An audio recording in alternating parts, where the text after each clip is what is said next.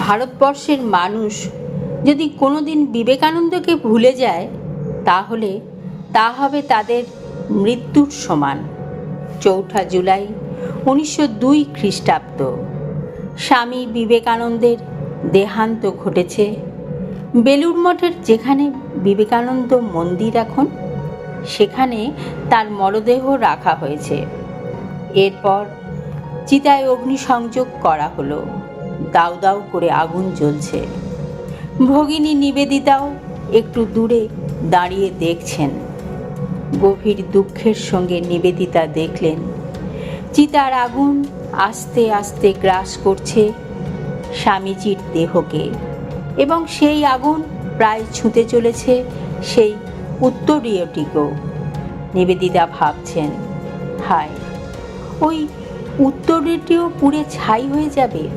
ওটি যদি স্বামীজির স্মৃতি হিসাবে রাখতে পারতাম। লেলিহান অগ্নিশিখা তখন চাদরটিকেও ছুঁয়ে ফেলেছে। হঠাৎ একটা দমকা হাওয়া উঠল গঙ্গা থেকে। ওই চাদরটির একটি অংশ উড়িয়ে নিয়ে ফেলল নিবেদিতার সামনে। নিবেদিতা চাদরটিকে সাগ্রহে নিয়ে মাথায় ছোঁয়ালেন।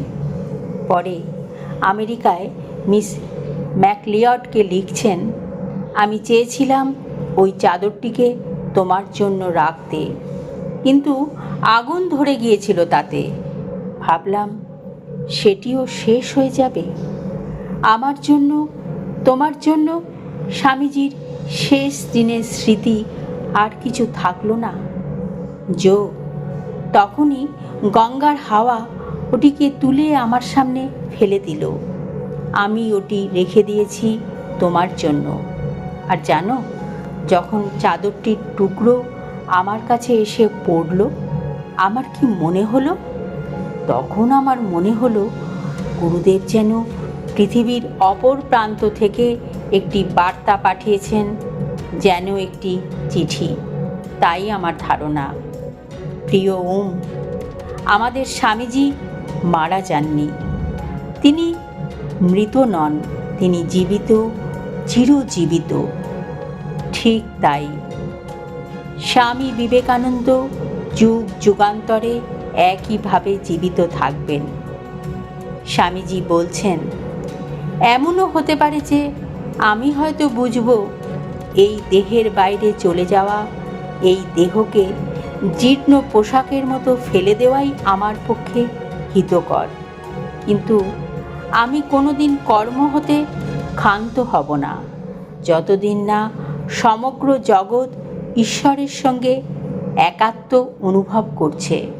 ততদিন আমি সর্বত্র মানুষের মনে প্রেরণা জাগাতে থাকব।